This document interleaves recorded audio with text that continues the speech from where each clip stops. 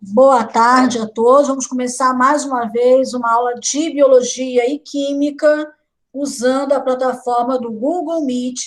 E hoje nós vamos utilizar uma interação nova com a lousa digital, que tem uma nova ferramenta que saiu hoje, tá? Então, vocês vão ensaiar hoje uma nova ferramenta da lousa digital que eu pretendo usar para o ano que vem. Eu sei que vocês não vão estar comigo ano que vem, mas eu tenho certeza que qualquer universidade boa vai usar, tá bom?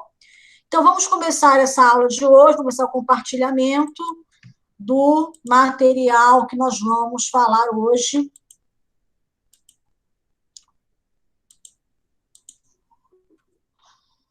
Em biologia. Estão conseguindo visualizar a lousa? Hein, gente? Estão conseguindo visualizar? Sim, sim. Né? Essa aqui? Sim. Sim. Então, tá bom. Não. Então, Sim. Isso. Nós estamos trabalhando hoje, né, gente, em relação à atividade 2, tá? Do terceiro bimestre. A gente postou a atividade 1, ela termina na quarta-feira, e essa é a aula aqui da atividade 2, tá? Qual é o objetivo disso? A gente tem uma aula antes para que vocês possam estudar, rever a aula direitinho, esclarecer os conceitos e depois, então, fazer a atividade, tá bom? Então, hoje nós vamos trabalhar com o volume 3, né? Porque em relação ao terceiro bimestre, e a página de biologia 48. O conteúdo da aula de hoje é hipótese sobre a origem da vida, a vida primitiva, ideias evolucionistas e evolução biológica. A habilidade contemplada nessa aula de hoje é identificar evidências do processo de evolução biológica baseado nos registros fósseis, órgãos análogos, homólogos e vestigiais. Tá bom? Vamos iniciar, então, a aula falando um pouco sobre a evidência da evolução. Bom, nós falamos nas aulas anteriores sobre o processo de evolução, falamos sobre as teorias da evolução, e hoje vamos falar um pouco sobre como os cientistas podem argumentar, de um ponto de vista biológico, a existência da evolução, tá? Nós sabemos que a evolução ela está direcionada, né, à adaptação ao ambiente e como que os cientistas, então, chegaram a essas evidências e como essas evidências ajudam até hoje a nos mostrar como foi o processo de evolução e de adaptação dos seres vivos, tá bom? Então, do que nós estamos falando aqui é que as principais evidências de evolução são os registros fósseis, que são aquele material, né, que, por exemplo, um animal morre, uma planta morre, ela vai ser sedimentada, aqueles ossos vão sofrer uma mineralização, vão se tornar uma rocha, e aí tem uma evidência que aquele animal, como aquele animal foi, uma evidência anatômica, né? E aí você vai estudando essas diferenças e você vai, então, montando um quebra-cabeça da evolução biológica. É claro que a gente precisa destacar aqui que esses registros fósseis, eles não contam toda a história evolutiva. Por quê? Porque eles são difíceis de se formar, mas os registros fósseis, eles mostram claramente que houve uma mudança das espécies ao longo do processo de evolução e dos seres vivos que habitam o planeta Terra. Vamos falar também de semelhanças anatômicas. Os animais possuem semelhanças anatômicas que podem nos mostrar parentescos próximos, podem nos mostrar que compartilham ancestral comum. Nós temos também semelhanças fisiológicas, semelhanças celulares e moleculares. É disso que vamos falar na aula de hoje, tá bom? Segundo as teorias evolutivas, a vida surgiu no planeta e, desde então, espécies vêm surgindo, desaparecido e mudado ao longo do tempo. Então, para a evolução, os seres vivos eles vão mudando de acordo com a mudança do ambiente, eles vão se adaptando. Toda a população, de acordo com a teoria de Darwin e Wallace, nenhuma mesma população existem indivíduos com diferenças genéticas, com variações genéticas, e essas variações podem fazer com que certo animal ou certa planta tenha maior capacidade de se adaptar àquela condição ambiental e aí, então, conseguir sobreviver e reproduzir, passando essa característica para outros e, assim, sucessivamente, ao longo do tempo, né, vários e várias gerações, você tem o surgimento de espécies, tá? Acredita-se que a maioria das espécies que viveram no planeta Terra, cerca de 90% já estão extintas. Então, a extinção faz parte do processo de evolução, ok? Vamos falar um pouco, então, sobre essas evidências que nos levam a acreditar a respeito da evolução, ok? Então, como eu já falei para vocês, né, as evidências fósseis, que são vestígios de organismos preservados, segundo a literatura, mais de 10 mil anos, tá? Isso aqui é um dado um pouco controverso, mas para a paleontologia, para a maioria dos paleontólogos, o fóssil é considerado quando a planta ou quando o animal tem mais de 10 mil anos, tá bom?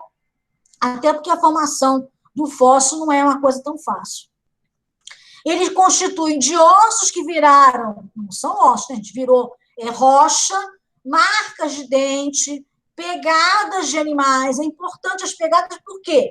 Primeiro que o cientista consegue, pelas pegadas, calcular o tamanho do animal, como ele se movimentava, a área que ele vivia, né? E também fezes, viu, gente? Fezes também é utilizada na paleontologia para identificar o local que aquele animal frequentava, tá bom? Não que ele consiga pegar aquela fezes e fazer um exame do que o animal comia, né? Isso aí não é possível só se você tiver o congelamento do animal, tá? O animal congelado, como acontece em algumas áreas do nosso planeta que são Polo Norte e Polo Sul, quando o animal ele é congelado, aí sim você tem preservação de órgãos, né, vitais, e você consegue, então, analisar o que o animal comia, o que o animal não comia, como é o caso do mamute, que a gente já viu aí em diversos filmes, tá bom?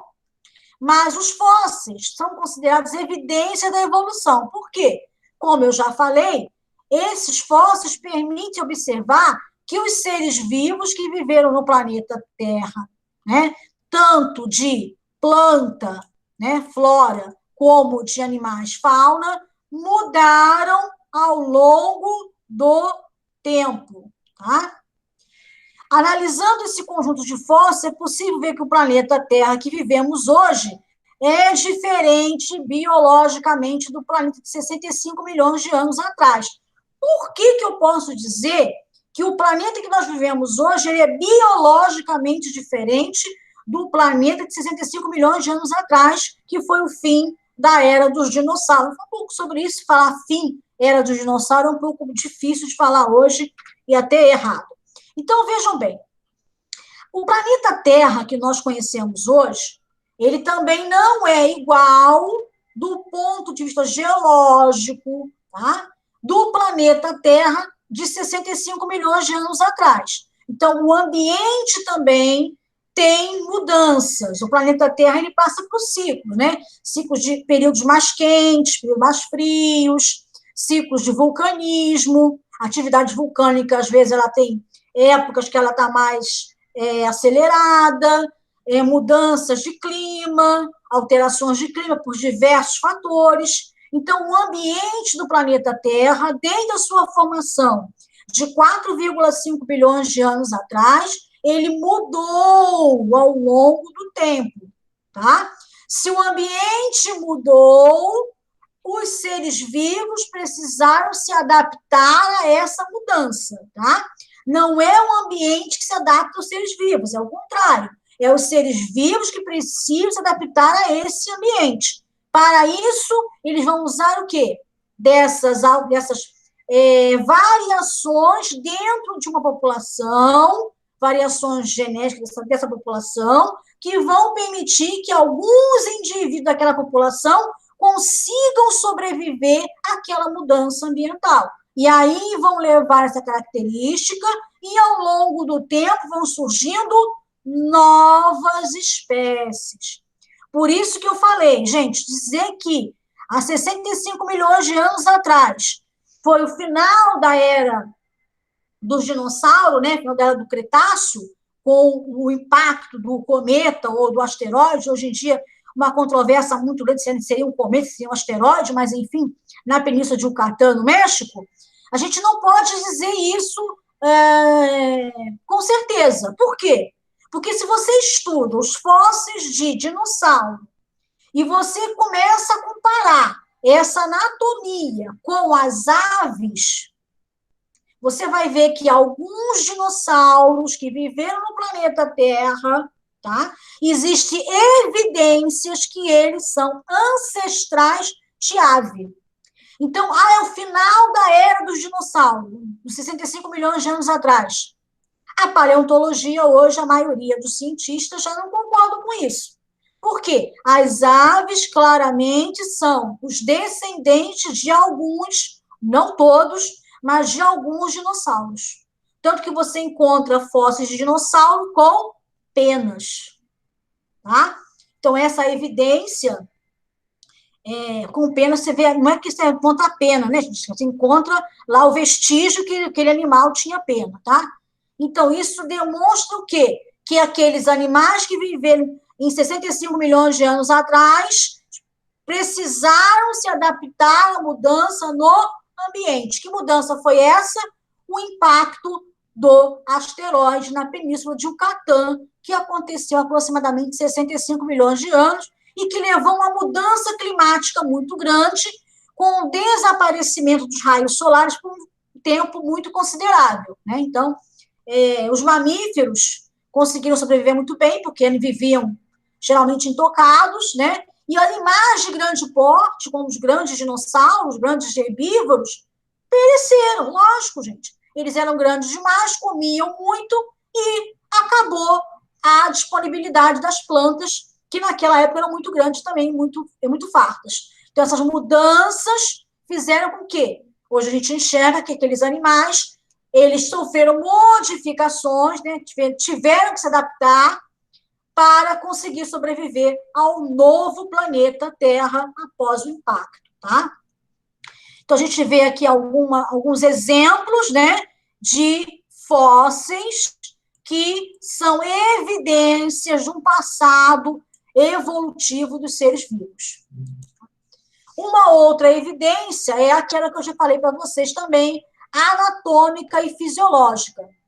Algumas espécies apresentam características anatômicas muito semelhantes com aquelas presentes em outras espécies, tá? São características parecidas com outras espécies. Apesar de muitas vezes essas estruturas não apresentarem a mesma função, mas principalmente quando você olha o desenvolvimento embrionário, você vê que no início do desenvolvimento embrionário, a maioria dos animais, estou falando de répteis, aves, mamíferos, começa com a mesma estrutura, começa com a mesma aparência, com a mesma característica anatômica. Tá? Então, existe uma evidência de que eles são o quê? Compartilham o ancestral comum. Tá? A evidência é que eles compartilham o ancestral comum. Por quê? Durante o desenvolvimento embrionário, você vê semelhança entre esses animais. Tá? Quando uma determinada espécie possui órgãos que se desenvolvem de maneira semelhante à outra, dizemos que esses órgãos são homólogos. Esses órgãos podem ou não apresentar a mesma função, como é o exemplo aqui, um braço de um ser humano e uma asa de morcego. De um ponto de vista embrionário, esses órgãos se desenvolvem de maneira semelhante. Ao passar do tempo, esses órgãos vão adquirindo outras características e você tem, então, o braço do ser humano para a locomoção, né? Para, no caso, interação com o ambiente, tá? E ajudar também, né, para ele se locomover, e a asa do morcego para o voo. Mas, se você notar, eles têm características semelhantes, tá? E, principalmente, eles têm o quê? Eles têm uma origem embrionária parecida, tá bom? Isso é uma evidência anatômica. Mas existem também evidências fisiológicas. A gente pode comparar, por exemplo, um experimento. Você faz um experimento, você não vai fazer, por exemplo, eu quero criar um medicamento para o coronavírus. Então, eu vou lá, estudo lá as moléculas possíveis, né, de interação com o coronavírus, e aí eu acho que essa molécula aqui pode ter resultado. Eu não posso pegar aquela molécula e aplicar numa pessoa. Pelo menos eu não deveria, né? Ultimamente, tudo é possível. Mas, enfim, eu tenho que começar a estudar aquela molécula primeiro, eu estudo ela numa parte de interação, né, uma simulação em computador, depois eu estudo em célula e depois eu estudo em animal, tá? E eu estudo em animal por quê? Porque ele tem o quê?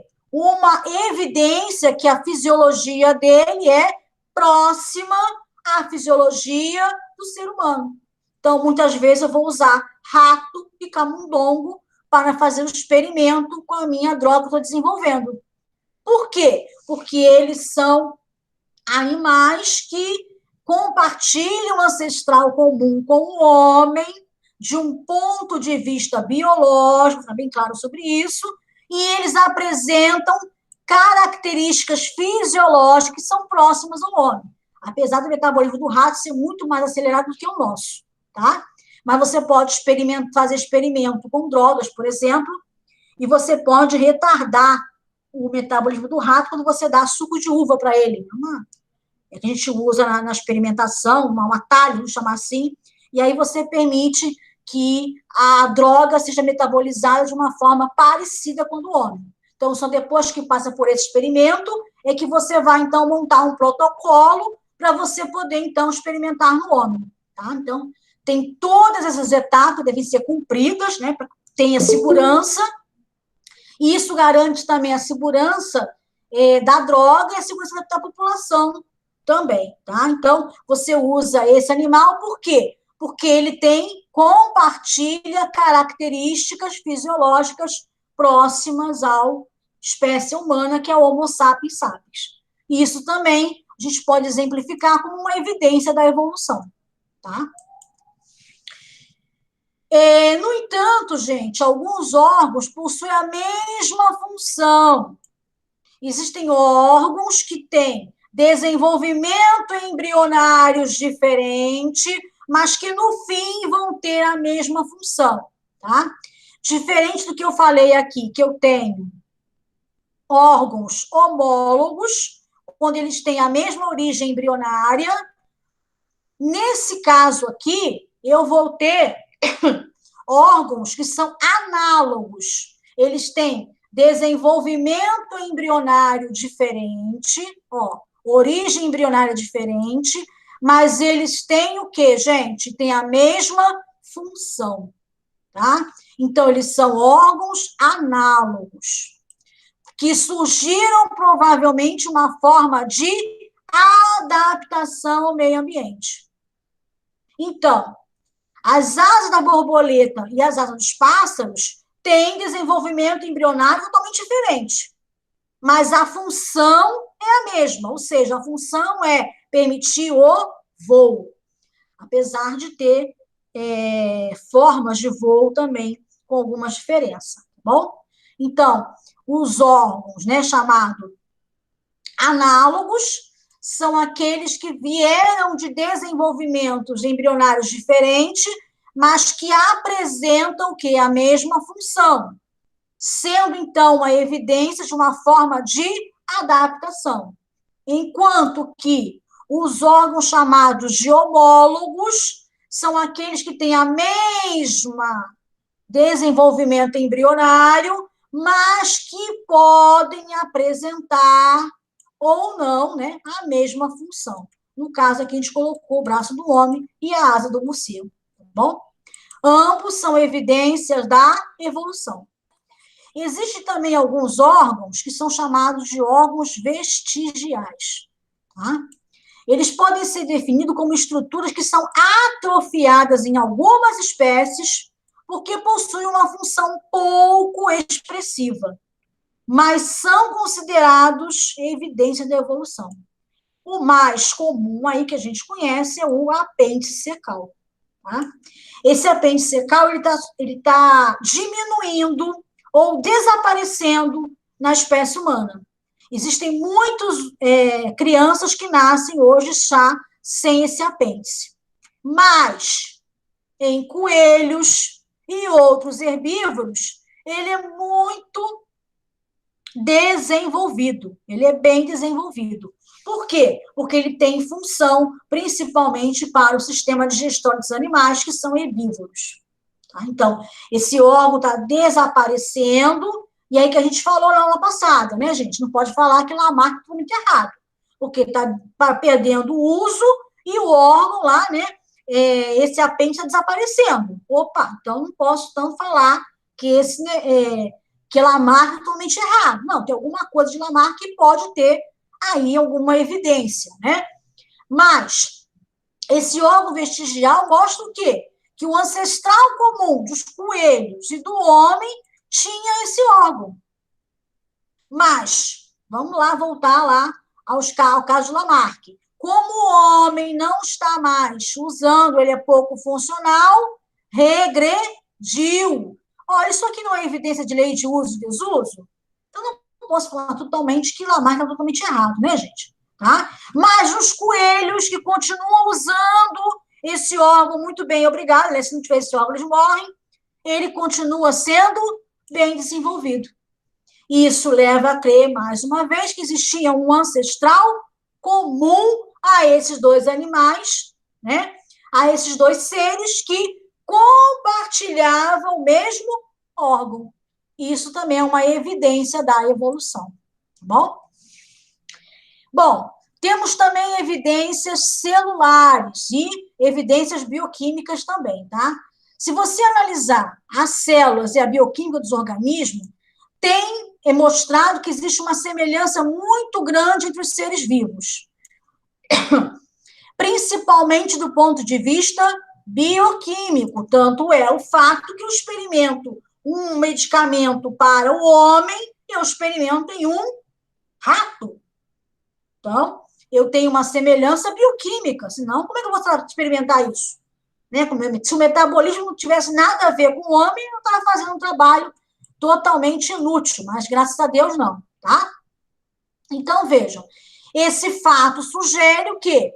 Que, do ponto da história evolutiva, todos os organismos tiveram um ancestral comum. Como é que eu consigo falar isso hoje de uma forma bastante, vamos dizer assim, acreditar? Eu posso acreditar nisso com uma certa frequência. Por quê, gente? Todos os seres vivos que vivem no planeta Terra hoje, eles compartilham o DNA. DNA. Tá? O DNA armazena a informação genética de todos os seres vivos presentes no planeta Terra. Professor, e os vírus, né? Eu já ouvi falar por aí que o tal do coronavírus é RNA. Gente, coronavírus não é ser vivo, tá? Ele não tem célula, ele não é ser vivo, ele é um vírus horroroso e ele tem o material genético de RNA, sim. Mas vírus não são considerados seres vivos porque não tem célula. É uma outra história. Então, os seres vivos do planeta Terra, procariontes e eucariontes, bactérias, fungos, protozoários, o homem, né, as plantas, os insetos, compartilham a molécula de DNA como a base da sua informação genética. Isso é uma clara evidência que todos os seres vivos compartilham um ancestral comum. Outra coisa também da evidência molecular, né? Nós falamos aqui da bioquímica comparada, é que toda a matéria apresenta 97% a matéria viva de carbono, nitrogênio, hidrogênio e oxigênio. São os 4 elementos que são principais que nós encontramos nas moléculas que compõem os seres vivos. Em todos, sim, tá? 97% da matéria viva é composta de carbono, nitrogênio, oxigênio e hidrogênio. Então, isso é também uma evidência da evolução. Outra evidência da evolução também são as nossas queridas e amadas, por mim, principalmente, as proteínas. Existe, inclusive esse infeliz, esse coronavírus, apesar de não ser um ser vivo, né? Existe várias espécies que você encontra proteínas, tá? Que tem várias espécies, e que essas proteínas sofreram poucas modificações, entre elas a querida e amada citocromo C, que é uma proteína que atua no transporte de elétrons da cadeia de transporte de elétrons, é claro. O citocromo C, ela é uma proteína altamente conservada nos seres vivos que vivem no planeta Terra. Tá? Poucos aminoácidos mudaram dessa proteína quando você compara de uma espécie para outra. Então, você leva a crer que existe um ancestral comum, que tinha já, no caso do ancestral comum, que era aeróbico, né? Porque o citocromo C, ele é uma proteína usada no metabolismo aeróbico. Então, você tem um ser vivo que tinha, né, um ancestral comum com o citocromo C. Ao longo do tempo, o citocromo C foi sofrendo mudanças, mas mudanças muito pequenas. Por quê? Porque o citocromo C, ele participa, entre outras funções, do transporte de elétrons, da cadeia de transporte de elétrons, porque se não tivesse isso, não tinha a transferência de energia, formação do ATP. Então, sem energia, nada funciona, né? Então, o citocromo C é uma importante proteína do DNA, do DNA cromossomal que vai agir na mitocôndria. Então, essa proteína ela é altamente conservada em todos os organismos, inclusive nos procariontes. Mais uma evidência da evolução, tá? E aqui nós temos, então, um quadro mostrando sobre isso, tá bom? Então, essas semelhanças mostram que nós, seres vivos, de um ponto de vista biológico, nós não estamos aqui discutindo nada de religião, é biológico, existe um ancestral comum, tá? Bom, agora vamos passar, primeiramente, para uma interação na nossa lousa aqui digital nova que eu falei para vocês, tá?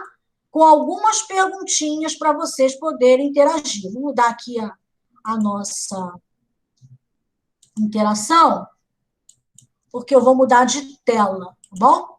Então, aí, estamos numa tela nova para vocês poderem responder. Vou explicar como é que funciona isso aqui, tá bom? Gente, presta atenção aqui. Essa tela que eu vou compartilhar com vocês, vocês vão ser capazes de entrar aqui e responder essa pergunta. Tá? Então, eu sei que vocês estão acostumados já a usar o chat lá no CMSP, mas aqui é diferente. Aqui vocês vão conseguir mexer nessa lousa digital, tá? Então, eu vou fazer o compartilhamento com vocês aqui e vocês vão começar a aprender a usar isso aqui, tá bom? Deixa eu só mudar aqui, porque não é isso que eu quero fazer. Então, vou colocar aqui, não restrito, não. Qualquer pessoa com link. Porque muitos de vocês estão sem o link da coisa, né? Tá bom. Internet hoje está uma beleza. Bom, permissão atualizada. Eu vou compartilhar o link com vocês. Vocês vão, então, baixar o link, tá? No celular de vocês, ou de preferência no computador, vão interagir e vão colocar a resposta aqui para mim, tá bom? Então, eu coloquei um link para vocês aqui, ó, tá? Já está no chat, vocês vão clicar nesse link. Se tiver no celular, pedir para baixar um aplicativo, é rapidinho, gente, é 2 minutinhos só, já baixa o aplicativo e já consegue, então, interagir com a gente aqui, tá bom? E aí eu vou explicar para vocês como funciona essa lousa digital que a gente vai usar aí para a vida inteira agora, viu, gente? Para a vida inteira, com certeza, vou lembrar a vida inteira. Professora Rosária já participando. Estou aguardando vocês. Estou aguardando vocês, gente. Não tem por que ter medo, não. Tá? É para aprender a utilizar. Vamos utilizar isso até dezembro, na aula de biologia e na aula de química, tá bom? Todo mundo já pode entrar, já pode falar aí as suas considerações, está conseguindo, não está conseguindo. A professora Rosária já está aqui já, né, professora? Já. Olha, vocês podem responder de duas formas. Dá para ver aí no Google Meet, né, gente? A lousa dá para ver no Google Meet. Vocês podem interagir aqui com uma nota autoadesiva ou aqui com a caixa de texto, tá bom? As duas formas aqui vocês podem responder. E a questão de biologia é: o que são evidências evolutivas? O que ela traz para a biologia? O que ela contribui para o entendimento dos seres vivos no planeta Terra? Rodrigo já entrou para participar. Muito bem, Rodrigo.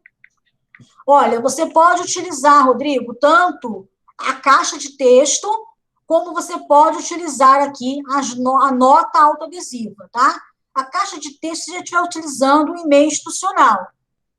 Se você não estiver utilizando o e-mail institucional, eu acho que ela não aparece para alguns que não são institucionais, tá? Ou você pode usar a caneta, né? Mas você pode usar também, ó, a nota autoadesiva aqui, ó. Tá bom? Nota autoadesiva. Primeira, segunda, terceira, quarta opção aqui do menu da lousa digital, tá bom? Esperando aqui vocês responderem. Vamos lá. Interação com lição. Obrigado. 5 minutos, tá bom, professora Rosário? Agora sei lá, saí agora, peraí. No meu celular. Foi? Tá baixando aqui ainda no meu celular. Isso mesmo. Vamos lá. Caramba. 5 minutos, professora Rosário. Calma aí, minha filha, agora eu estou tentando voltar. Não precisa ter uma resposta só, não, tá, gente? Vários podem interagir aqui. Tá? Eu estou tentando voltar ali e não consigo, caramba. Isso, Rosário, aprendizagem é um processo. É um processo. Lançou. Todo mundo aprendendo aqui hoje, tá? Vamos lá, 5 minutos para todo mundo. Caramba. Deixa eu ver aqui, vamos entrar de novo. Isso, gente, não é difícil, gente, é só questão de treino, tá? Ó, caixa de texto ou nota autoadesiva, tá bom? Estou mostrando aqui, ó, um dos dois, vamos lá. Sabe qual é meu grande problema aqui, Sandra? É que eu não estou conseguindo colocar essa caixa, não estou vendo a caixa aqui no celular. Professora, a senhora conta aqui, ó, 1, 2, 3, 4. Eu sei, minha querida, mas o meu não está aparecendo. Tá, professora, a senhora não está conseguindo enxergar. Então está embaixo. Provavelmente, professora. Aqui, ó, sticky note, é esse? Isso, professora, vamos lá. Agora sim, tá Segurou vendo? o celular em inglês, professora Rosária, que chique, hein? Isso é para quem pode, não para quem quer, tá bom? Então vamos lá. Vamos pegar aqui. Todo mundo escrevendo, brincando aqui na lousa. Temos 4 interação na lousa. Vamos lá. Isso mesmo, gente, é para interagir mesmo, para aprender, tá? Não se preocupa de estar errado, não. É para aprender a usar esse recurso, tá? O principal objetivo aqui é aprender a usar o recurso, né? Ó, na nota autoadesiva, vocês conseguem escrever também a resposta, tá bom? Ou na caixinha de texto, fica mais bonitinho. É para aprender a utilizar, tá bom, gente? Biologia também tem as suas tecnologias. Ciência da natureza e suas tecnologias. Estamos aqui. Ok? Vamos lá.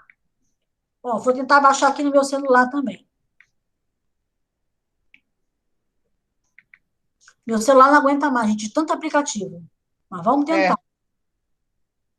Vamos tentar, temos que tentar, né, gente? Aprendizagem aí, no processo de aprendizado. Vamos lá.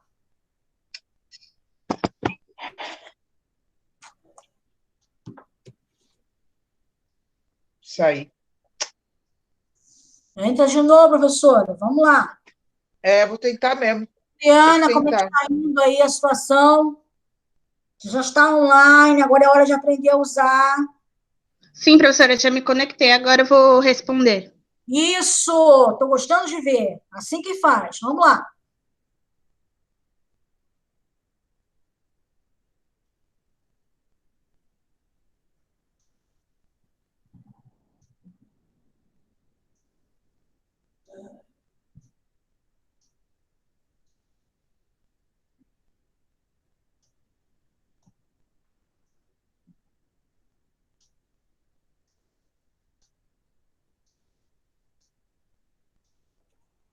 Temos 4 interações agora aqui na lousa digital. Vamos lá, gente.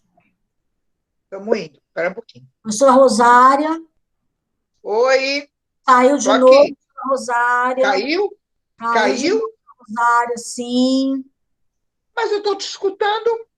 Na lousa digital, professora. Na lousa digital. Tá.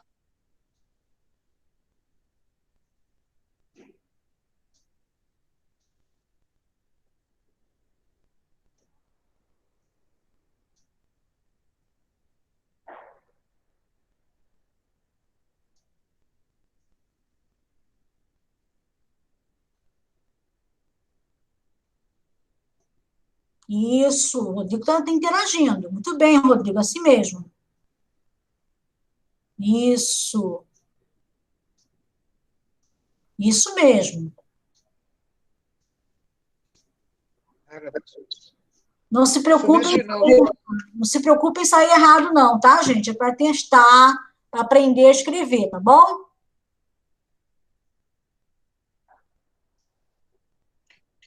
Você tem razão, Sandra, caiu de novo, e vai, volta, e vai. É assim mesmo, gente, vamos aprender. Se aprende com os erros, meu povo, é assim mesmo, processo, aprendizagem é um processo. Ai, a Rosária Castela voltou de novo, vamos lá, Rosária. Isso. O Rodrigo está indo bem. Está interagindo, está escrevendo direitinho. Rodrigo, você pode usar isso aqui, ó, caixa de texto, tá? Você pode usar a caixa de texto, a caixa de texto aqui aberta, ó. Aqui eu estou na borrachinha aqui, né, apagar. Você pode usar aqui, ó, caixa de texto. Isso, professora Rosário. Aprendi! Viu? Descobriu o mundo. Para mim, tu não fala mal de mim, porque eu fiz. Eu descobri. Agora vamos lá, vamos ajudar os colegas, professora Rosário. Vamos lá. Meus colegas agora que estão aí com o celular, porque o meu celular aqui também não deu, não, porque a internet não foi para duas coisas, gente. Gente, tá demais mesmo. Não está aguentando. Eu tive que pôr para carregar, porque não está aguentando, não. É o computador ou é o celular? Os dois juntos não dá, não. Então, a professora Rosária já conseguiu aqui a colocar, né, professora Rosária? Agora, explica aí o pessoal que está com celular. Eu devo explicar isso? Como é que a senhora conseguiu utilizar, professora Rosária? Explica o pessoal então, aí. Eu clico no meu, o meu está embaixo, tem a canetinha, tem a borracha, e da parte de baixo da lousa. Tem a caneta, a borracha, tem a flechinha, e tem que parece um raiozinho. Do lado do raio tem um mais. Eu cliquei no mais e aparece ali Stick Note, Drive Content. Espera, peraí. Olha Ai, que chique, caramba. tem aula de inglês também, gente. Está na aula de inglês também. Isso aqui é chique, hein? Espera que saiu. Peraí que saiu. Aí tem, ó, Stick Note, Drive Content, Câmera e Imagine Library. Eu apertei o primeiro ali, o Stick Note. E aí aparece várias cores. Add Note. Aí eu escrevi, ali tem um sinalzinho como tivesse clicado ali, clica ali, e aí a tua resposta sai. Vai Isso. digitar, né? Digita. Foi isso que eu fiz. Ok, muito bem, professora Rosário. Todo mundo já entendeu como é que faz no celular, hein? A professora Rosário já aprendeu, já está fazendo a Se eu monitoria. aprendi, todo mundo aprende, com certeza. A professora Rosário está em monitoria já do aplicativo. Calma, devagar, Sandra, devagar, hein? Gente, Devagar. vamos lá. Ó, daqui a pouquinho eu vou interromper a nossa interação, tá? Para a gente poder terminar, porque tem aula de química ainda, tá bom, meus amores? Vou dar mais um tempinho para vocês poderem interagir, mais um minutinho aí, eu vou ter que encerrar para a próxima aula, tá bom?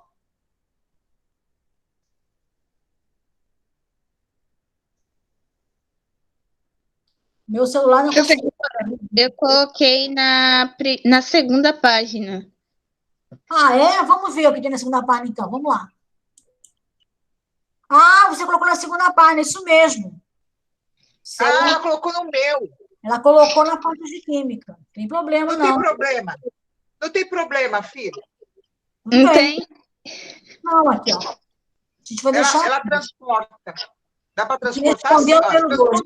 Não, porque isso aqui é a resposta do seu, professora. Eu sei. Mas quem foi que está falando? É a Juliana? Ela respondeu a parte de química. Isso. Então, Juliana, a Sandra é the best. Não tem problema. Com ela não tem problema nenhum. Ela arruma um jeito de desaparecer as coisas. Desapareceu também. Isso aqui é a sua resposta, professora. Isso aqui é de química. Isso aqui não é Eu sei, minha querida. Ela respondeu o meu? É, professora, exatamente. Tá. Mas, Sandrinha, eu vou te falar uma coisa. Eu estava olhando a parte 3 ali, das alternativas. Você não colocou as alternativas no de química. Olha só como tem agora a resposta aqui, gente. Olha só como apareceu um monte de resposta. Olha que legal. Olha. Uau! Peraí, gente, que agora eu me encanei aqui. Então, eu tenho aqui, ó. Quem respondeu em verde? Eu, Fernanda. Isso, muito bem. Fernanda. Quem respondeu amarelo? Professora Rosária. A maioria todo mundo respondeu amarelo. Amarelo de novo. Olha quanta interação na nossa lousa digital. Quem gostou de interagir com isso aqui? Eu respondi em amarelo. Isso, Rodrigo, muito bem. Quero saber quem gostou de interagir com a lousa digital. Rosário gostou. Eu gostei. Sem dúvidas. Eu gostei. Todo mundo gostou, né, gente? Gostei, muito legal. Muito bem, esse é o nosso futuro. Bom, então eu vou encerrar aqui a nossa participação por enquanto. A gente vai voltar daqui a pouco na lousa digital, não se preocupe, não fiquem com saudade. Apenas para dizer para vocês que, bom, biologia a gente acabou, né, gente? Tá. Ficou alguma dúvida? Essa aula está sendo gravada, tá? A atividade vai vir depois, dá para assistir a aula de novo, né? Dá para tirar dúvida, tá bom? Agora eu vou passar para a professora Rosária, se não tiverem nenhuma dúvida por enquanto, a professora Rosária começar a parte de química. E uma parte de química também eu vou colaborar com a professora Rosária. Tá? Obrigada, meu amor. Obrigada. Então, vamos lá. Então, estão visualizando aí combustíveis fósseis no mundo? Sim. Isso. Ótimo. Então, a minha matéria, esse bimestre vai começar depois, a gente vai fazer a continuação da química orgânica, tá? Que é muito importante. Mas a gente vai falar sobre os combustíveis fósseis no mundo, o gás natural, tá ok? Então, vamos lá, ó. Aonde que é utilizado? A utilização do carvão em siderurgia, em termoelétrica. O petróleo, gasolina, querosene, óleo diesel, dali do petróleo vai sair tudo isso. Gasolina, querosene, óleo diesel, gás liquefeito, que é o GLP, borracha sintética, o asfalto e muitos outros. Gás natural, na termoeletricidade, combustíveis automotivos, abastecimento domiciliar, que agora está começando a ser usado no Brasil, porque na Europa já há muitos anos já faziam a utilização do gás natural em residência, e depois tem mais outras utilidades, tá?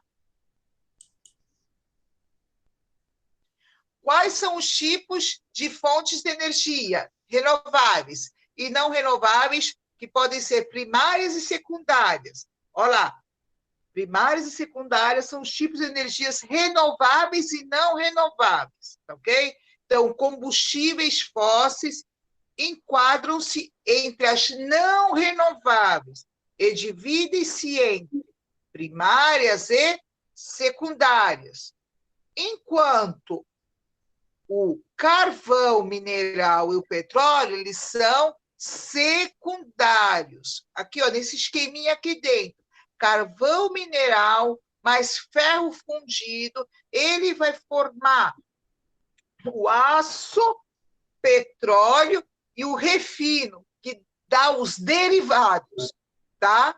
São os derivados. Ó, em relação ao gás natural, ele é primário. Os combustíveis fósseis, além de fontes de energia não renováveis, eles também são os mais poluentes entre todos, tá bom? Então, gente, olha só, os combustíveis são divididos em renováveis, que são aqueles que são mais fáceis de você repor, tá? E não renováveis, que são aqueles que é mais difícil de você conseguir. Então, no caso do combustível fóssil, ele vai ser obtido através da decomposição de matéria orgânica, tá bom? Esses combustíveis fósseis, então, que são não renováveis, são aqueles de origem primária, que é o gás natural, e aqueles de origem secundária, como o carvão mineral e o petróleo, tá bom? Uma reação aqui, ó, o petróleo, quando ele sofre o refino, ele vai originar vários derivados, como a gente conseguiu ver aqui, ó. Ali, querosene, gasolina, querosene. Então, o petróleo, ele é extraído, né, da forma bruta, né? Forma bruta, e depois ele vai sofrer, então, um refino, aonde você vai ter vários derivados. Isso é uma fonte de energia não renovável de origem secundária, tá? Olha aqui, ó. Refino, tá bom, gente? Vamos continuar, professora Rosária? Pode, minha querida, pode. Então, aí, ó, com relação ao carvão mineral, tá bom? O carvão mineral, ele corresponde a 26% da matriz, quer dizer, da origem, que no caso é o petróleo, tá? E olha, está mostrando aqui. Aqui está tudo. Tem que aumentar para me enxergar um pouco melhor. Tá. E aí, ó, que é da produção energética mundial. Então, ele corresponde a 26% da origem, que no caso é do petróleo. Daquele petróleo sai 26%, que é o gás mineral, o carvão mineral, tá? Para a produção energética mundial.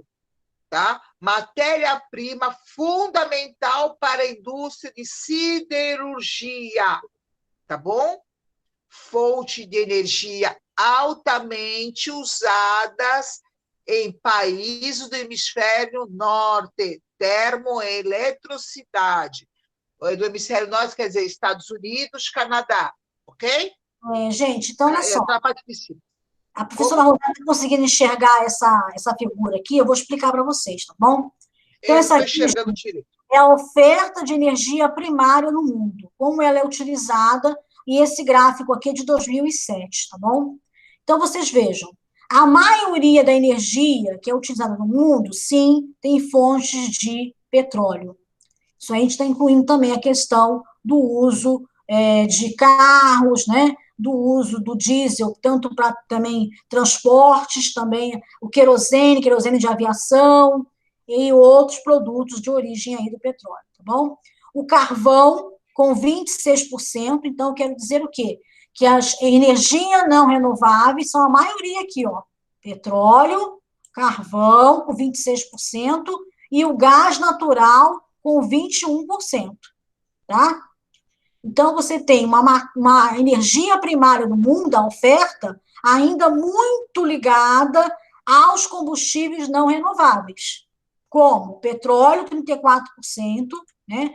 O carvão, também um combustível fóssil de 26%, e o gás natural aqui com 21%. A energia nuclear aparece aqui com 6%. Apesar de as pessoas dizerem, a energia nuclear é uma energia limpa, a gente já viu aí, no acidente do Japão, né, lá de Fukushima, os problemas que tem com a energia nuclear, se tiver algum acidente, como que deve ser a construção, principalmente em países que têm uma tendência maior, entre aspas, a ter grandes terremotos, a ter tsunamis, etc. Então, a energia nuclear, ela tem um papel muito pequeno no mundo, apesar de existir muitas usinas nucleares no mundo inteiro até hoje em operação, e se discute muito essa questão dos acidentes, aonde vai armazenar o lixo, entre aspas, que sobra dessa utilização da energia atômica. Produz um lixo e guardar esse lixo é um problema seríssimo aí para os países que estão com utilização de energia nuclear. O Brasil tem a usina de Angra, é a única, e a gente discute muito sobre a funcionalidade e o dinheiro que gasta naquela energia, naquela usina, não é tão assim, o custo-benefício serve para muita coisa. Vejam, aqui nós temos apenas 10% do uso de combustíveis renováveis, e aí eu quero dizer, energia solar, energia eólica, tá? Às vezes você pode usar também alguma parte de bio, né, biodiesel, alguma coisa do tipo, mas vejam, no Brasil, o combustível renovável, existem poucos locais que se investem nisso. A maioria do Brasil utiliza a hidrelétrica, tá? Isso não é o que o mundo faz. O mundo faz o quê? Usa 10% de energia renovável, tem muita questão de energia solar, por exemplo, nos Estados Unidos, como Califórnia, né? Tem muita energia solar lá, é uma energia muito fácil de você conseguir, porque o sol brilha na Califórnia há bastante tempo, né?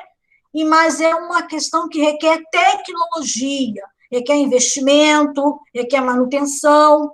O Brasil é uma fonte maravilhosa de energia solar, mas, mais uma vez, tem que ter o quê? Investimento, capacitação para manter aquele sistema funcionando, né? Boa vontade também, etc, etc, etc.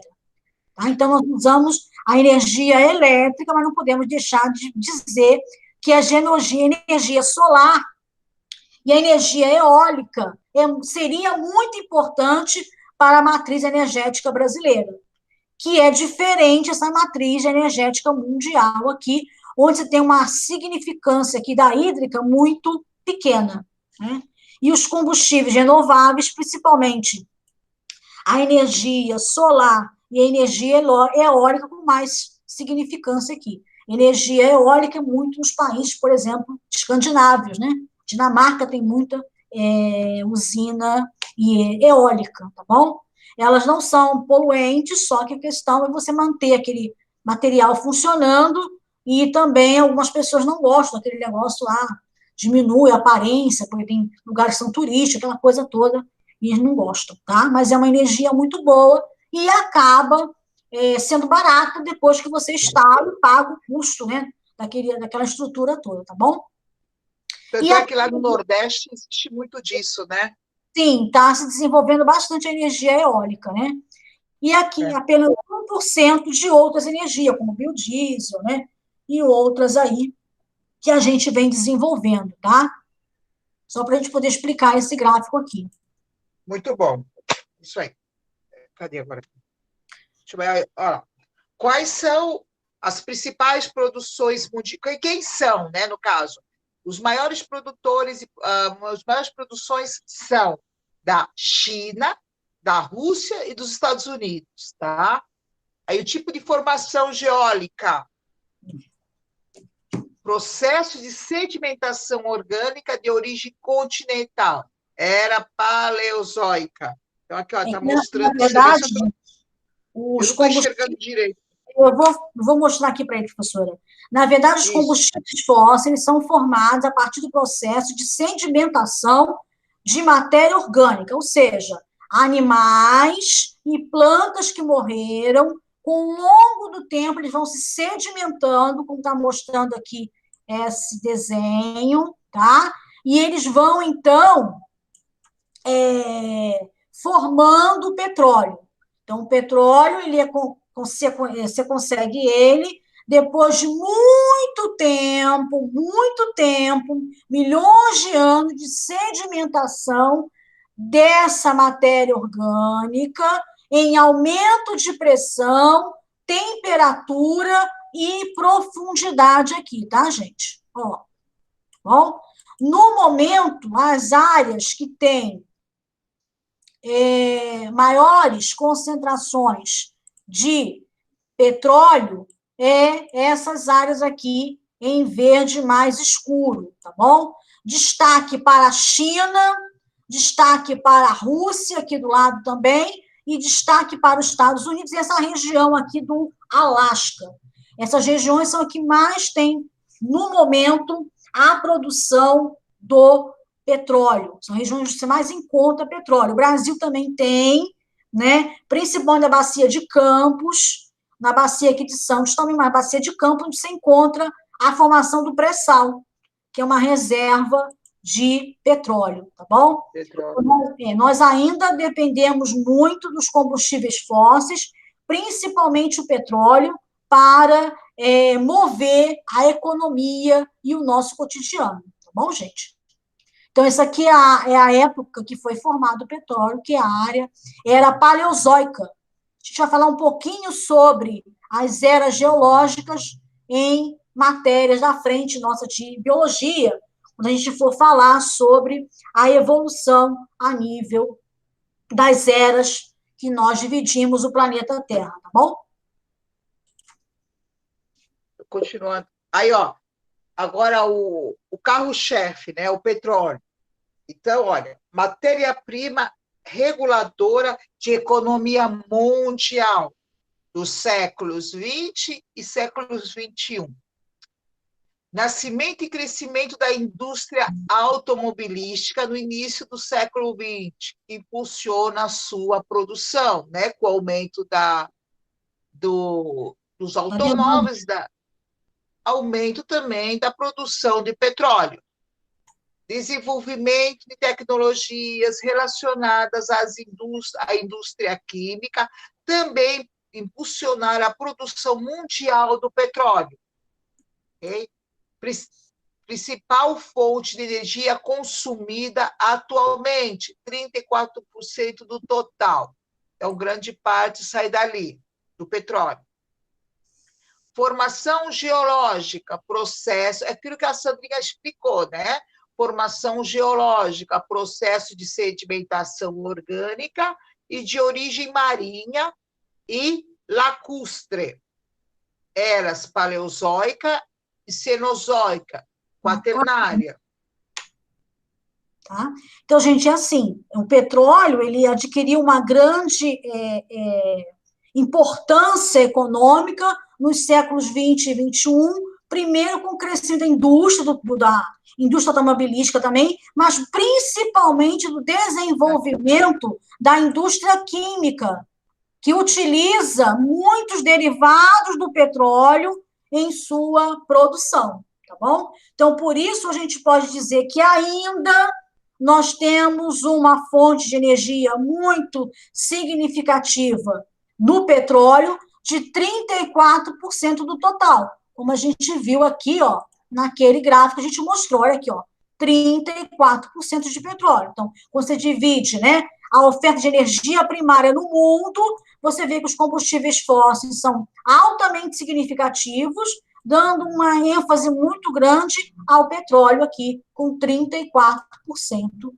do total de consumo, né? E aqui, mais uma vez, a formação desse petróleo, que é durante o processo de sedimentação, que morreu muitos animais nessa época, e muitas plantas também, é um período grande de extinção, que foi as eras paleozoica, cenozoica, quaternária, tá bom? Cenozoica. Um período, né? Sim. Isso. E aí eu não sei o que aconteceu aqui. Por quê? Sumiu? Ah, voltou. Aqui. Principais reservas mundiais, né? Que, no caso, são quem é o carro-chefe, né? Os países carro-chefe da produção mundial. Arábia Saudita, Irã, Iraque, o Kuwait, os Emirados Árabes Unidos e a Venezuela. A Venezuela, lá é muito baixo o valor do petróleo. Bom, agora eu não sei, tem que confirmar, mas na época era muito baixo. Centavos. É muito baixo o valor do petróleo lá. E o Brasil está na posição 17ª, sem as explorações do pré-sal. Então, antes do pré-sal, a gente tinha 17ª posição. Isso deve aumentar, viu, gente? Mas o petróleo está cada dia menor, né, a quantidade de reservas no mundo. Tanto que esses países que controlam as reservas mundiais têm se unido muito para manter o preço do petróleo. E aí tem um destaque para os Emirados Árabes Unidos, que eles estão pensando além. Esses países, gente, a Arábia Saudita, os Emirados Árabes, eles viviam totalmente do petróleo. Totalmente. A vida deles era o petróleo. Hoje, os Emirados Árabes têm diversificado a sua economia para tentar se salvar. Diversificada a economia de que forma, gente?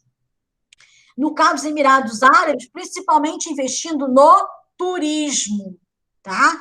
Apesar de ser uma nação muçulmana, uma nação ligada à religião, né?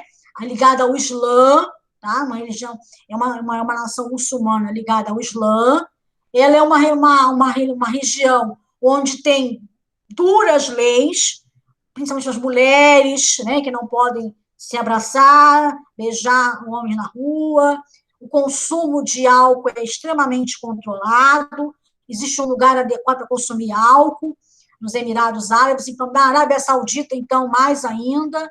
Mas nos Emirados Árabes Unidos estão investindo no turismo, né? Dubai, hoje em dia, é uma das cidades dos Emirados Árabes, que são vários Emirados, né, como diz o nome, mas tem investido muito no turismo. E é um turismo para pessoas avantajadas em suas contas bancárias, porque eles estão importando produtos muito caros, muito luxo, né, e oferecendo para esses turistas que são ricaços, que querem ficar lá um tempo desfrutando daquela maravilha lá do Emirados Árabes. O turista é uma coisa, mas as pessoas que vivem no Emirados Árabes são outras. Gente, a lei de lá é uma lei muito rígida e recebem muito imigrante, e tem hoje em dia acontecido uma coisa muito triste lá, é que esses imigrantes eles vão para trabalhar lá em condições quase subhumanas. Trabalham durante 16, 17 horas por dia, poucos direitos trabalhistas, né? Eles são levados à exaustão para construir cada vez mais rápido, né, o desenvolvimento, principalmente imobiliário,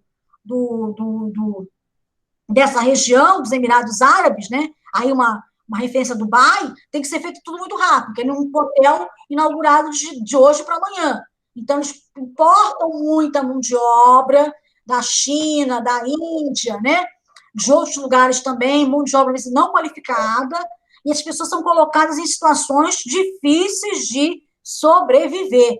Tá? Tudo isso para que os Emirados Árabes saiam dessa condição, né, de total dependência do petróleo. Por que isso? Porque eles estão enxergando que o petróleo está acabando e que o mundo vai ter que rever aquela condição aqui que a gente falou.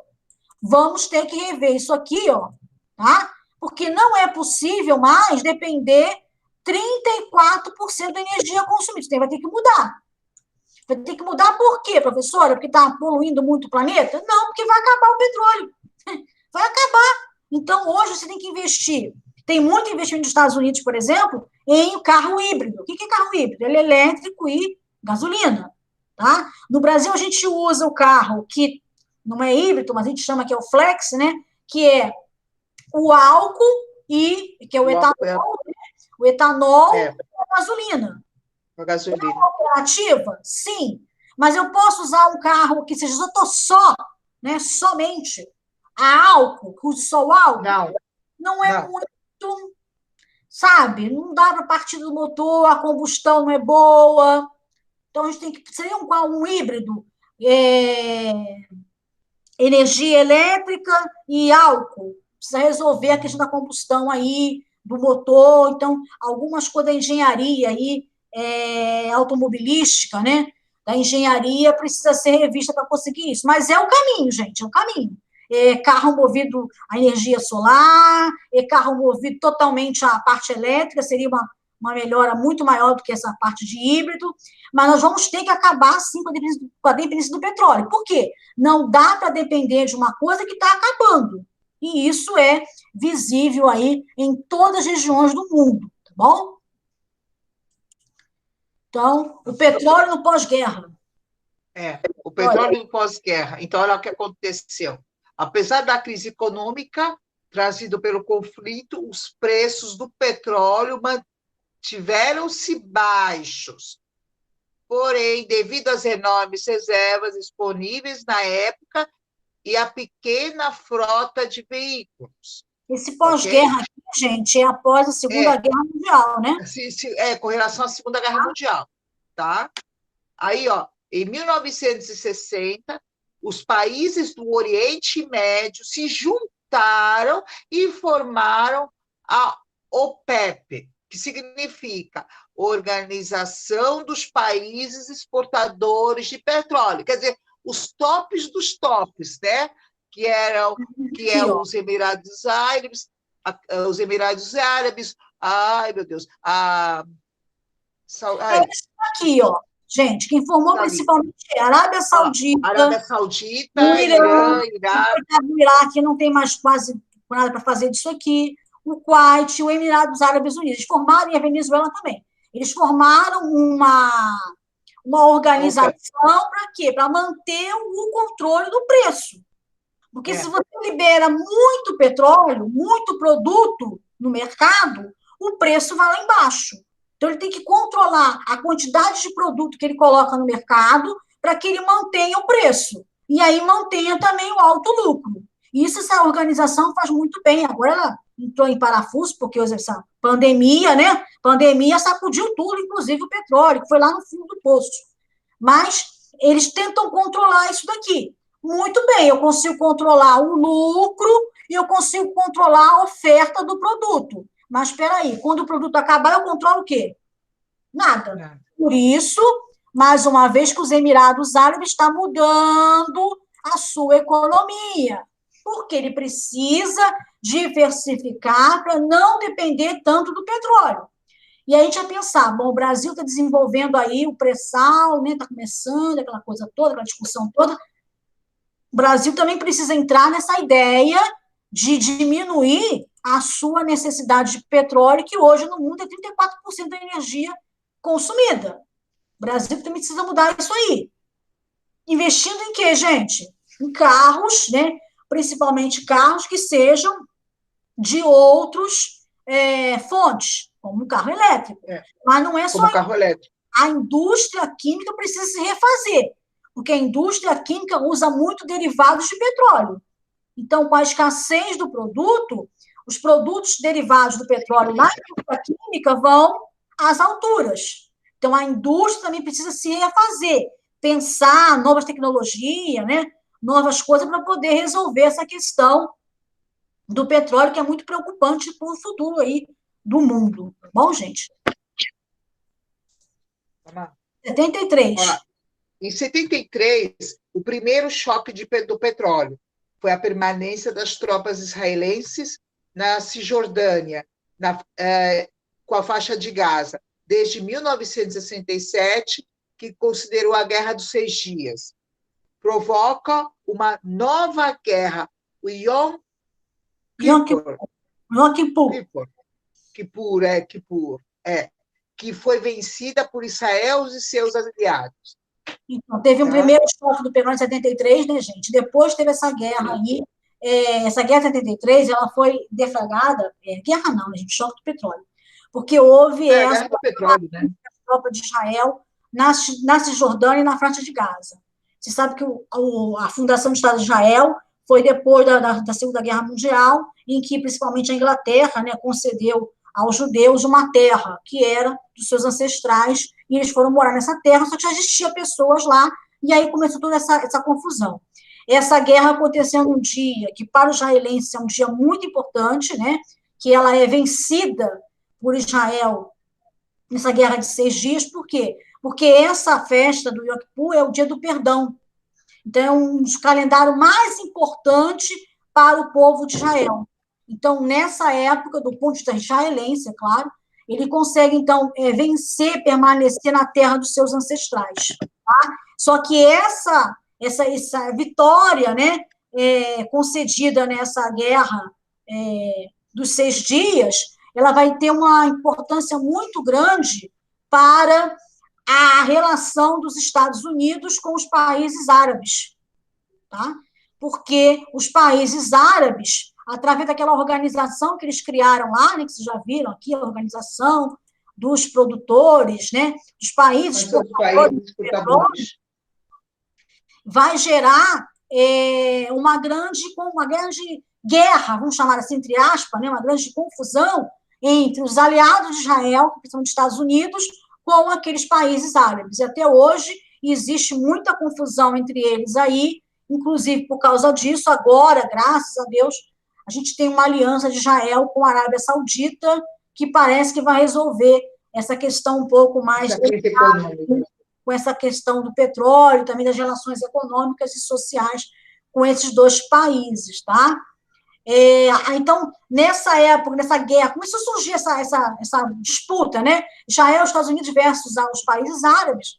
Então, você tem, então, uma elevação do preço do barril do petróleo, porque existia, então, essa disputa, vamos chamar assim, política, mais política do que militar, com certeza.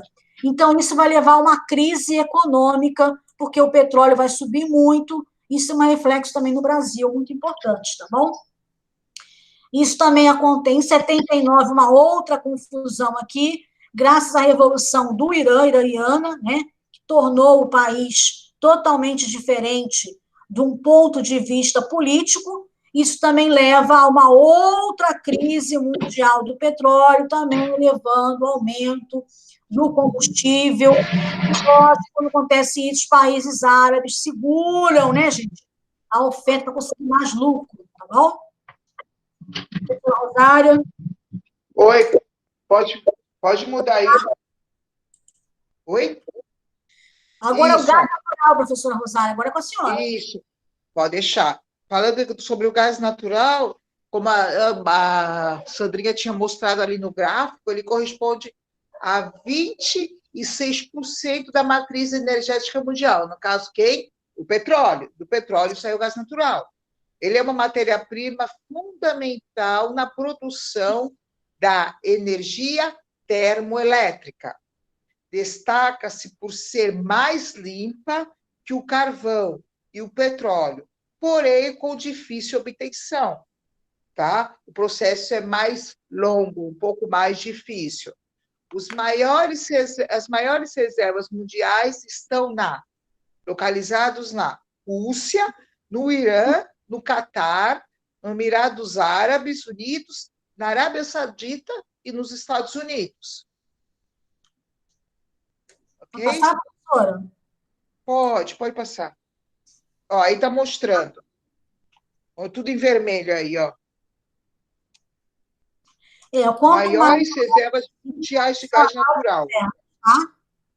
E aí depois você tem o vermelhinho, e depois você tem o azul, onde praticamente não existe nenhum gás natural de reserva. O gás natural é mostrando. Gente, principalmente fora do Brasil, né?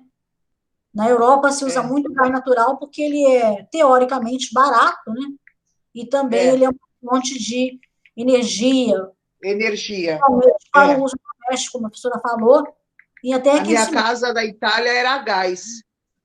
Toda a gás. E o aquecimento também, né, professora? O aquecimento a gás também. O aquecimento também a gás. É muito mais barato o valor. E em lugares que tem muito frio, por exemplo, você tem que ter mais do que uma fonte, né? Se tiver algum problema, você tem que ter uma fonte alternativa para manter aquecido, se você morre, né, gente? Morre. Bom? Bom, finalizando, então, a gente tem os impactos ambientais da exploração de combustíveis fósseis, né? Como a gente já falou, a indústria petroquímica é a mais nociva à atmosfera terrestre, porque existe o quê? Existe uma manipulação desses produtos, desse refino, e esse refino solta muitos gases na atmosfera que acabam levando a uma poluição muito grande, tá? Outra questão também são os acidentes, né, gente? Vazamento de petróleo aqui mostrando. Ocorreu também no Rio de Janeiro, um vazamento de petróleo também na Reduc, em 2001, que foi prejudicial muito aquela área de manguezal do Rio de Janeiro. Destruiu praticamente toda aquela área, comprometeu todo o solo, e até hoje a gente não consegue melhorar aquela região. A região está difícil de ser recuperada, viu? Então, existe acidente, como no Brasil aconteceu na Reduc, né, comprometendo o solo, as águas continentais e oceânicas. Aconteceu também um acidente recentemente nos Estados Unidos também, que atrapalhou muito a fauna e a flora daquela região do Golfo, né, Golfo do México, tá? As termoelétricas são muito poluentes.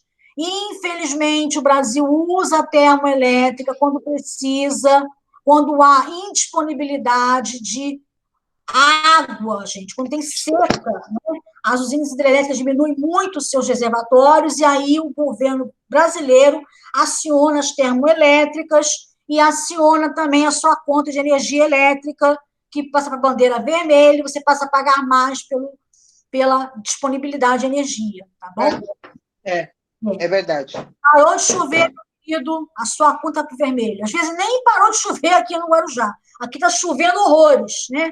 Mas lá onde tem a usina hidrelétrica está com problema de chuva, e aí você paga pela falta de chuva lá, porque eles usam a termoelétrica, né, que é uma usina que usa combustíveis fósseis para transformar aquela energia em energia elétrica, e aí você tem um problema danado com a sua conta de energia e também com o meio ambiente, tá?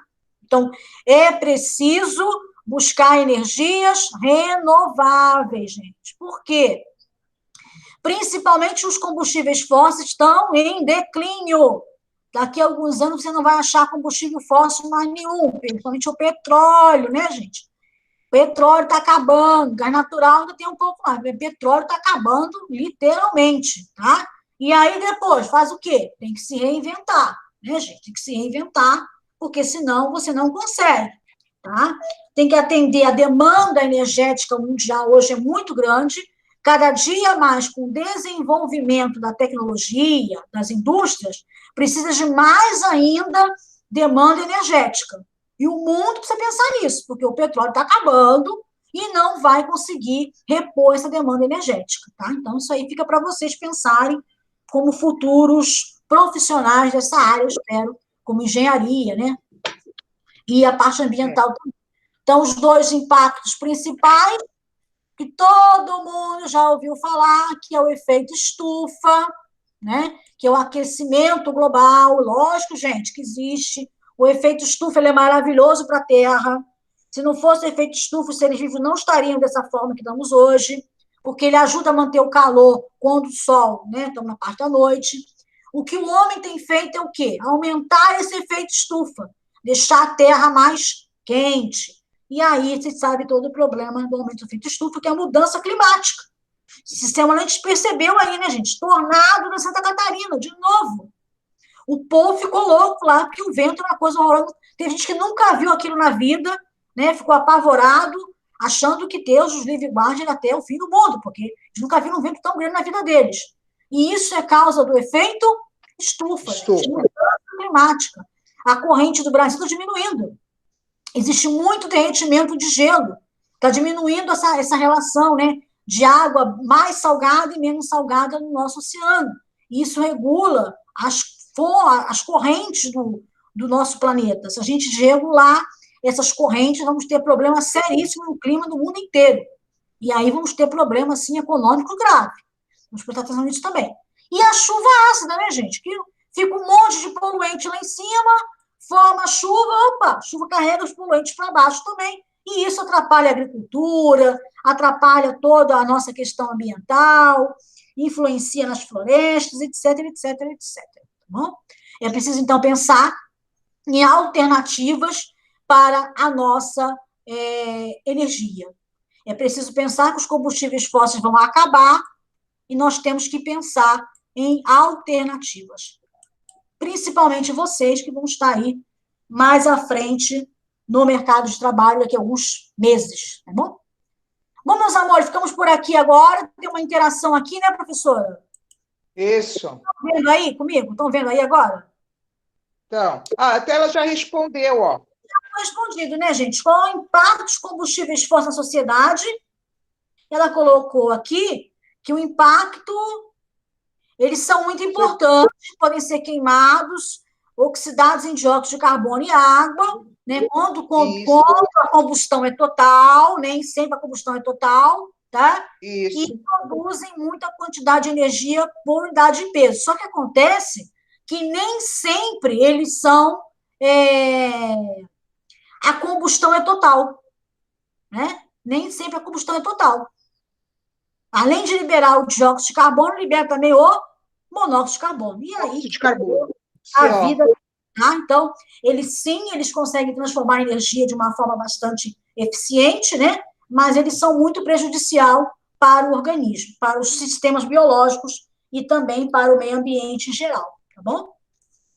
Então, quais são as alternativas? Gente, vamos lá para o chat. Já estamos terminando nossa aula aqui, né? Um minutinho só. Vamos para o nosso chat. Pois não, professora Rosália. Mas acho que não tem as alternativas. Tinha? Não, professora. Agora quais são as alternativas ao combustível fóssil. Ah, ok. Ah, tá. Tá? Quais são as alternativas ao combustível fóssil, gente? Alguém aqui no chat pode responder para nós? Vamos lá? Quem vai responder para a gente? Vamos lá, Rodrigo. Vamos lá, Juliana, Maria Fernanda. Eu posso responder? Pode, Rodrigo, pode. Sim. No chat digitando ou... Não, pode falar com a gente aqui, vamos conversar um pouco. Mas Sandrinha, não está aparecendo as alternativas. Não, amor, não tem alternativa. Alternativas ao combustível fóssil. Ah, ok, desculpa, estou fazendo confusão. Sim, vamos lá, Rodrigo, pode responder para nós. Por favor, Nós querido. temos energias renováveis como energia solar e eólica, energia hídrica que no Brasil é muito utilizada, porém ela tem o problema de desviar os cursos dos rios muitas vezes, e mesmo em tempo de seca, como a senhora mesmo falou, acontece uma redução na matriz energética. Nós também temos energias não renováveis, porém com mais facilidade de se adquirir, no caso, por meios agrícolas, como a cana, né, e o etanol, energias bio, né, através da biomassa. Nós temos energias também através da compostagem de alimentos velhos, né, que a gente pode colocar em tanques e eles liberam gás metano, que podem ser utilizados como matriz energética. Excelente colocação, Rodrigo. Muito bem. Olha só, muito bom, Rodrigo. A liberação do metano, né, que é um material que pode ser utilizado, e também a compostagem, ela ajuda na reciclagem de todo o material. Existe em São Paulo um shopping que faz a reciclagem, né, que faz a compostagem dos restos de material de restaurante, dos alimentos, tá? Mas é um projeto é só para poder mostrar à sociedade que isso pode existir, não é nada que pode levar à melhoria aí da vida energética, como você falou. Obrigada pela participação, certíssimo. Maravilha. Juliana e Maria Fernanda, mais alguma coisa para comentar com a gente? Eu ia falar sobre a elétrica, né? A base do solar, né? Só que aí o Rodrigo já falou tudo. Juliana, o que você ia falar? Você acha que a energia solar... ela Desculpe. Guarujá? Não tem problema, Rodrigo. Que isso, Rodrigo? Você representou bem a gente. Juliana, bem você acha que também. pode usar energia solar no Guarujá? Oi? Você acha que o Guarujá poderia investir em energia solar? Sim, sim. Eu acho que seria um ótimo investimento, pois há um tempo atrás, né? Eu mesma, tipo, eu não nasci aqui, mas, né? Desde pequena eu moro aqui. E a gente consegue ver, né? O avanço que o Guarujá tem tomado, né? Em questão de vir visitantes, né? Em temporadas e tudo mais. Então, acho que se eles começassem a produzir mais energias baseadas em solar, né? Isso iria ajudar bastante, tanto para o meio ambiente, né? Que isso iria ajudar bastante para os moradores daqui, mas também na parte econômica, porque isso ia facilitar muito, né? Sim, outro ponto também, né, Juliana, é a questão que você oferece para o turista uma energia verde. Então, Exatamente. muitas pessoas que viajam hoje, não só brasileiro, como estrangeiro, eles estão olhando muito essa questão ambiental. Então, oferecer uma energia renovável, oferecer uma energia limpa, uma cidade bonita, maravilhosa como essa nossa do Guarujá, seria uma excelente alternativa, não só para baratear a energia aqui, que é muito cara, né? Mas também para mostrar ao mundo que o Guarujá é uma cidade ecologicamente correta, tá? Obrigada pela participação. Maria Fernanda, algum comentário? Não, professor. Eu concordo com o que eles Alguma falaram. dúvida em relação à biologia ou à química? Não. Certinho? Eu vou interromper, então, a nossa gravação para que a gente possa, então, dar o nosso encerramento aqui, tá?